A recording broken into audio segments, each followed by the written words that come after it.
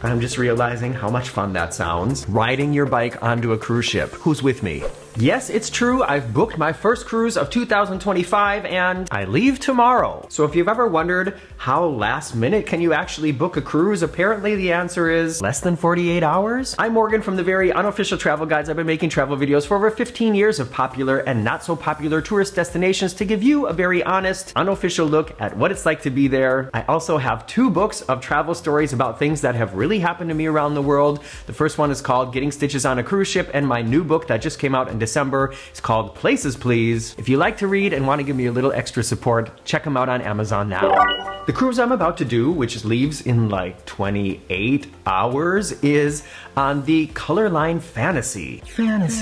And I'm curious to know if you all think this counts as a cruise or not. We leave from Kiel, Germany, which is about an hour and 20 minutes with the train north of where I live here in Hamburg. And then we cruise up to Oslo. The next morning is when we arrive in Oslo. And then I have literally 4 hours to go on land before the ship leaves to come back to Hamburg. And I have done 2 different sort of mini cruise experiences like this before.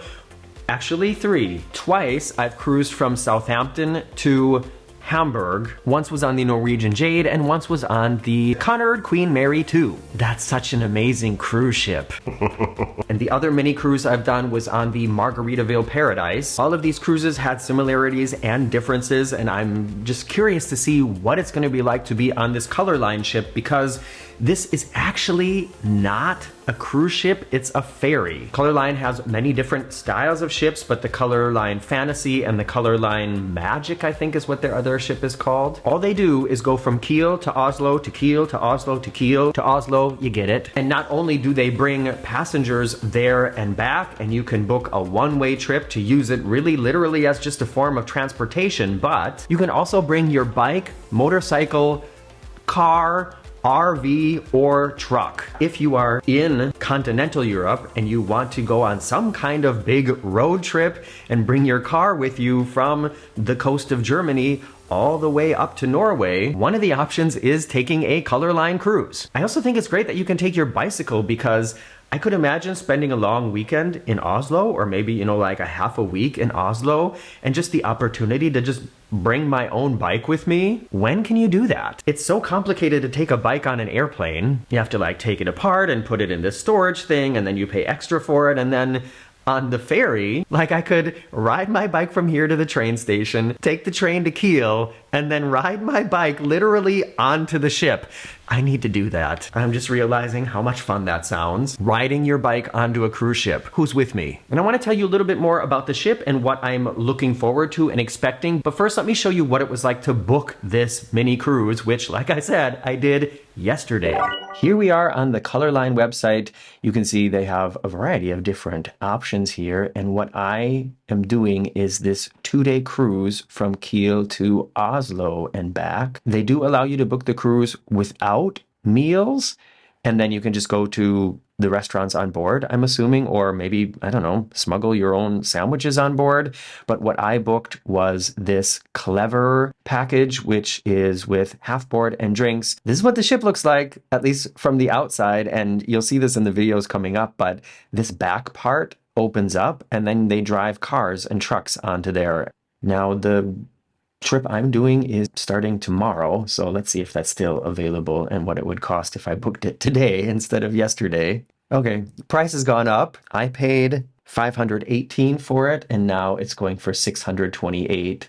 Oh, but that's for 2 people, and I just booked for 1 person, so just to give you an idea of the prices. They do offer inside cabins. There's ocean view and also a color suite. I took a standard ocean view cabin. They offer several different dining options on board, so I guess you can book the cruise with no meals, like I said, and then book a tapas dinner or a tapas lunch, lunch buffet.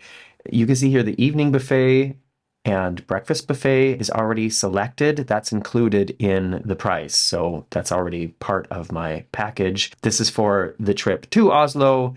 This is for the trip back from Oslo. They also have shows on board, and I've heard from people that the shows are really pretty impressive, but you have to pay extra to see the show. So you can't just walk in and take a seat. You have to book a table, and there were no tables available for my outbound trip, but I did get a table for my inbound trip, and I'm just one person, so I wonder if they're going to put other people at my table or if I'm going to have a whole table to myself. The only excursion they offer is this Oslo sightseeing tour, and we are only on land from 10 to 2 o'clock in the afternoon, so I think I'm just going to hop off board, grab something to eat, and head back. And this is what the booking will look like. It includes a ferry journey to and from the destination for all passengers, meal package, and the cabin or cabins. We depart Kiel at 2 o'clock, arriving then on Thursday at 10 o'clock. We have until 2 o'clock on land.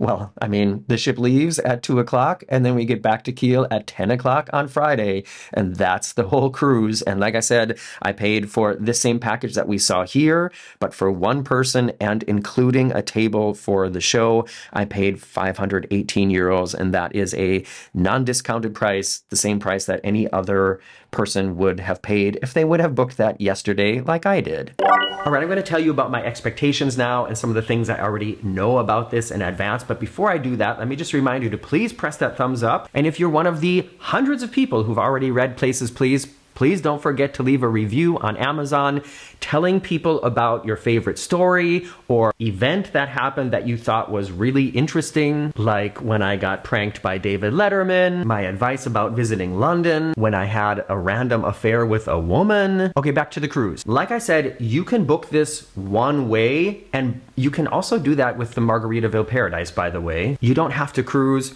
to the island, stay on the ship, and cruise back. You can cruise to the island, stay there for a couple days, and then cruise back. Of course, then you are like checking in and out of the cruise twice, but it's a cool option. And ColorLine also offers that situation, and I wonder if that is the more popular way. I'm gonna say yes, probably yes. But since I booked this as a mini cruise, that means I get to stay in the same cabin. And I know from looking at the pictures on the website that the cabins are small. And I'm just a little bit worried about the motion of the ocean between here and Norway in the middle of winter. The booking an inside cabin would have been the least expensive option, but I just thought, no. I don't think I can do that. Just to give you an idea of what this journey can be like on this passage of sea up there, the ship has no balcony cabins. I think because it would just be too dangerous. But I wanted to at least have a window that I could look outside of and get a little bit of natural light. And they do have a variety of cabins inside, ocean view. They also have promenade view. Wait, did he say promenade view? Yes. These ships are a very similar design to like a Royal Caribbean Navigator of the Seas, in the sense that there is a long open passageway in the middle of the ship that literally looks just like the Royal Promenade, and there are several bars, restaurants, and shopping opportunities in this passageway. It really looks like a clone of a Royal Caribbean ship, maybe like in an alternate universe, but still very similar. So I'm looking forward to that. There is no outdoor pool. That wouldn't make sense on this route since it goes all year, but there is an indoor pool and sort of splash area that I think is a little more geared to younger people, and there's also a spa and fitness club area that I think is a little more geared to the more adult group of people. Both of these things cost extra, but of course I'm curious. I'm gonna try to check them out and show them to you as well. And as you saw in the booking process, the breakfast buffet and dinner buffet and this little drink package at dinner included in the price of the package that I booked.